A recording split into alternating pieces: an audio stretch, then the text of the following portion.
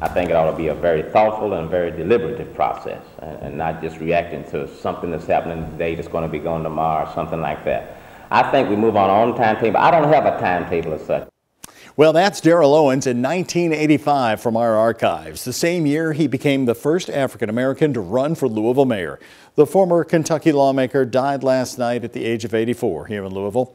In this video, Owens is talking about a possible revenue-sharing deal to help the old city of Louisville, which was in the financial straits. He held the position of C District Commissioner for Jefferson County government at that time, a job that went away with Metro merger.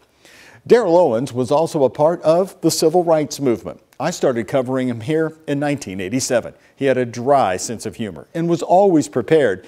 You had better know your stuff before doing an interview with him. His daughter told me he charted the paths for many African-American attorneys and politicians, as WHS 11's Gabrielle Harmon learned today.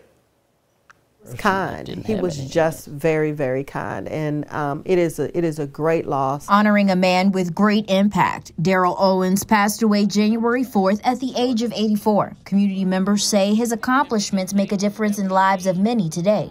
He was a trailblazer.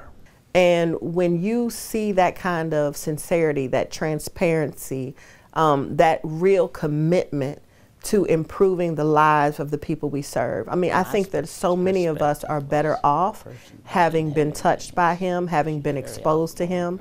He was the first African-American elected to the Jefferson County Fiscal Court. He served as the C District Commissioner of Jefferson County before the merger. Later elected to the Kentucky House of Representatives and became chairman of the Judiciary Committee. But I'm ecstatic. I am happy. But I'm happy for those folks who now will be able to get their life on the right track. He spent his life advocating and bettering the lives of those in Louisville and in the Commonwealth through his leadership in civil rights and as an attorney. He never wavered from his commitment to African Americans in our city and to figuring out how do we lift up and amplify our voices and address the issues that our community is crying out for every single day. Although he won't be here, what he stood for and what he worked for will be.